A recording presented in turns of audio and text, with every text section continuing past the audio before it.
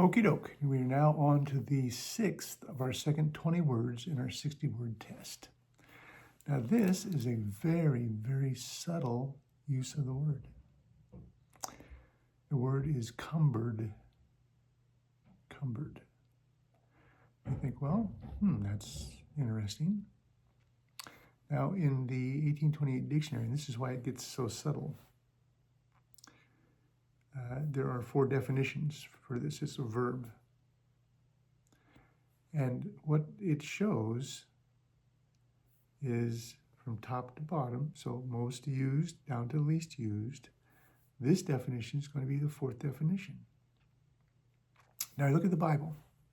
It's used once in the Bible. Luke 10:40. Look it up. Very interesting. And what the antis will often say is, well, if it was in the Bible, Joseph could have seen it, would have known it, would have used it. Now, in this case, as in many cases, when there are multiple definitions, the usage in the Bible is not the same as is the Book of Mormon. Are you just fooling me? Are you just tricking me? Or is that legitimate? Again, Luke 10:40. So I'm going to read that to you. We're going to find the definition for it.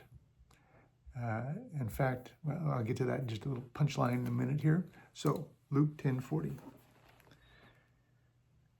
And Martha, this is Martha and Mary, who are feeding, helping Jesus, was cumbered about, much serving, and came to him and said, Lord, dost not thou care that my sister had left me to serve alone? So she's upset. She's got all the responsibility of the serving and uses cumbered. Let's do it again. And Martha was cumbered about much serving. So we look at our definitions out of the 1828 dictionary. The 3rd definition is to perplex or embarrass. That's how the word is used, the definition. Well, how do I know that's the right one? Because underneath it, Noah Webster clarifies. The reference for this is in Luke 10:40. Okay, so that's the 3rd definition, to perplex or embarrass.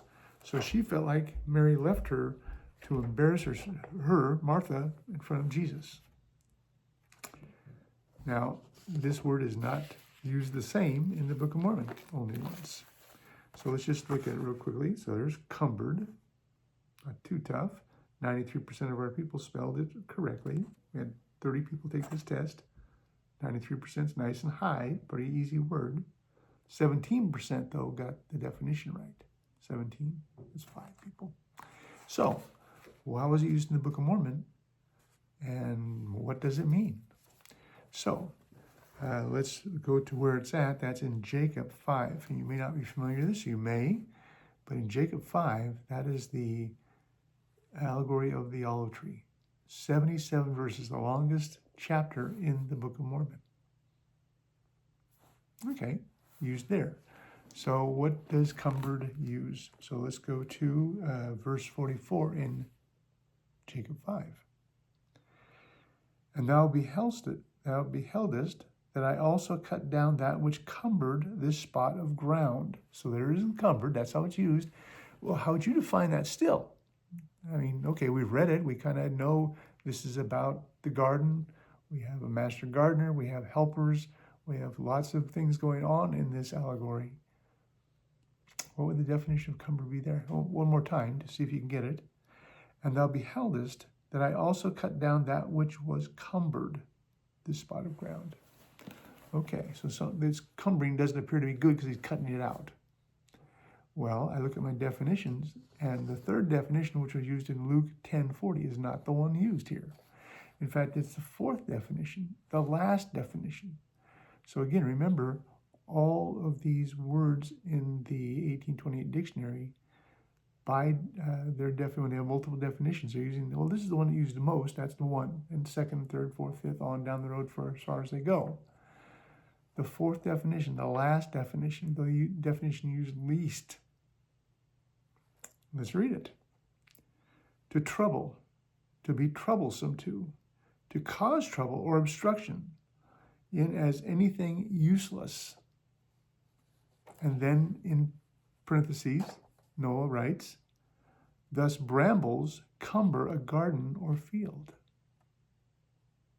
Now, again, I don't know what the antis want to say about this, but man, can you see the complexity? So it's found once in the Bible. Joseph could have read that. I don't know. But if he used that definition, it wouldn't fit this particular place. So Joseph, if he created the Book of Mormon, had to know 1, 2, 3, and 4, the definitions for cumber. They don't have cumbered, it's cumber in the definition. Where would he learn that? And how would he know to use that in this particular way? So let's go one more time through, then we'll be done with this. Okay, so we're in Jacob 5, the allegory of the olive tree. We have a master gardener. We have sub-gardeners. We have helpers, servants who are doing things the master gardener is wanting to get done. And he says in verse 44, and thou beheldest that I also cut down that which cumbered this spot of ground. So this particular spot in the garden, wherever it was cumbered with something, whatever cumbered really meant. And the antis might say, oh, well, it was found in the Bible, so no big deal. He already knew the word and knew how it was used. But Martha's use of the word cumbered, or the translator, that whoever translated that in the King James Version of the Bible, used cumbered as a put upon. Martha was put upon. She was embarrassed because Mary left her to serve Jesus alone. That's not how this word is used in the Book of Mormon. So, how is it used? And again, I have also cut down that which is cumbered, this spot of ground. To trouble, to be troublesome, to cause troubles or obstruction, or anything useless. And in parentheses, Noah Webster writes, thus brambles cumber a garden or a field. Now, an antis can go a big deal. But honestly, this is one of the better words to say, could Joseph really have known that and used it the way it was used correctly?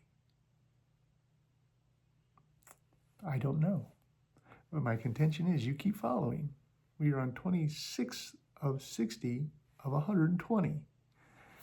And by the time you get to the end of these words, you're going to go, there is no way in heck that Joseph could have known this. Now, one last story, then I'm done. My brother, Bill, beautiful man. He's on a mission with his wife in the Kentucky Louisville mission. He did something I haven't done. So I created this test years ago and then gave the test to 30 people to see how they would do.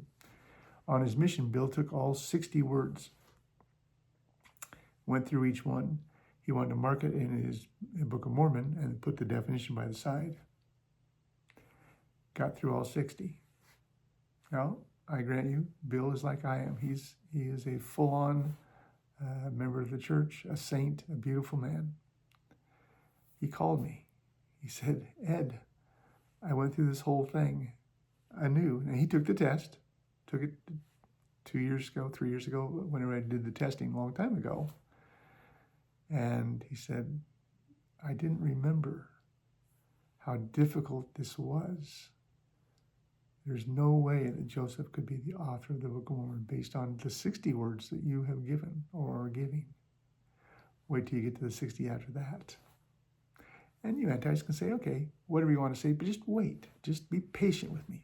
When I'm done with the 120th word, you can go whatever you want. But again, how could Joseph know these words so intimately, so different? The only example you have is Martha in Luke 10:40, who didn't use the same definition as used in the Book of Mormon. Ooh, Joseph must be very nimble with the word. And again, you go on and on, you'll see. Joseph's not the author here. The author is God.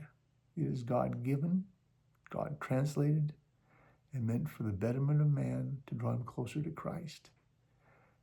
What a beautiful thing. Okay, plenty of time taken. Thank you so much for listening. Let's move on.